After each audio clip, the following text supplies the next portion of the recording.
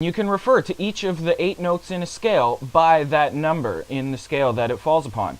There's 7 different notes plus the octave, making 8 notes in a scale. 1, 2, 3, 4, 5, 6, 7, 8. And you can call them all that. This is the 7th. This is the 2nd. This is the 5th. This is the 3rd. This is the root note, or the 1, or the 6th. So we can just call the notes by these numbers. And that'll give us 1, 2, 3, 4, 5, 6, 7 different notes and an octave. Now, to really get specific with which type of interval you're referring to, we need to establish some additional terminology that we use to refer to intervals. And we can do this by putting them into 2 groups. First, group 1 contains the 1st note, the 4th note, and the 5th note. And group 2 contains the 2nd, the 3rd, the 6th, and the 7th.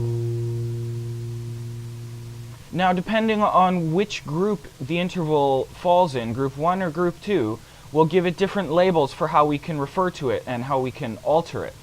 Group 1 uses the terminology diminished, perfect, and augmented, whilst group 2 uses the terminology diminished, minor, major, and augmented. Diminished is the smallest interval, perfect is the middle interval, and augmented is bigger. Same with the group 2 classifications is diminished. Going from diminished through minor, major, and augmented is getting the interval bigger, is creating more distance between the notes. So the additional terminology that we establish that we can apply to these 2 groups of intervals after we've divided all the intervals into these 2 groups are as follows. Group 1, consisting of the 1, the 4, and the 5, can be considered perfect, augmented, or diminished. Now, in the key of C, C, D, E, F, F is a perfect 4th, and G, the 5th, is a perfect 5th. Now, if we were to try altering it or applying some accidentals, if we take the 4th and we move it up 1 fret, we sharpen it, it becomes an augmented 4th. And if we take the perfect 4th and we flatten it by 1 note, it becomes a diminished 4th. And that applies to the 5th as well. If we flatten the perfect 5th, it becomes a diminished 5th. If we sharpen the perfect 5th, it becomes an augmented 5th. So now the intervals in group 2 are the 2nd, the 3rd, the 6th, and the 7th. Now those don't have perfect value. They have major, minor, augmented, or diminished. So there's never a point where they're perfect. Like the 4th and the 5th, when it's a perfect 4th and a perfect 5th, they're not major or minor. They're neutral. They're perfect intervals.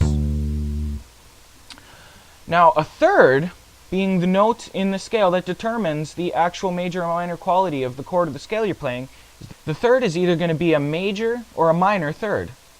If we're in G, there's the G, A, B is the 3rd.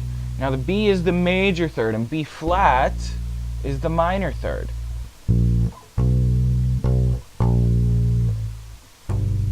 Major, minor, major, minor. And it's very melodic sounding.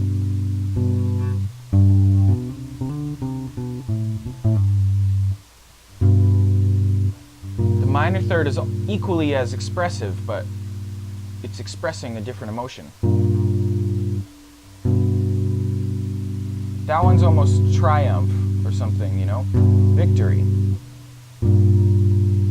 And this one is something like despair, you know? I'm so sad. Beyond major or minor qualification in these group 2 intervals, you can also add, beyond major or minor, the diminished or the augmented.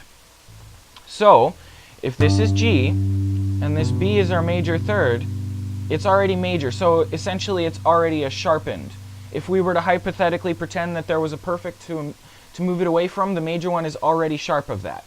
And to sharpen it even more above the major, it becomes augmented. Now an augmented 3rd is inharmonic with a perfect 4th. So if you're using the perfect 4th already, you can't really use this. The smallest interval is a half step. is 1 fret. The distance from here to here is called a half step or a semitone. Now, the next biggest one, as you could probably put together off of that, if your extrapolation skills are like super advanced, is 2 half steps make a whole step. Oh my gosh. It's 2 frets. Those are also called a minor second or a major second. The seconds are usually always major seconds. You can flatten it to become a minor second. All of the intervals in a typical major scale are as follows. We have the major second,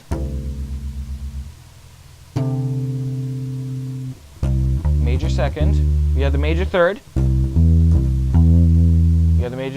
we have the perfect fourth, we have the perfect fifth, we have the major sixth, we have the major seventh, and we have the octave, which is again a perfect interval.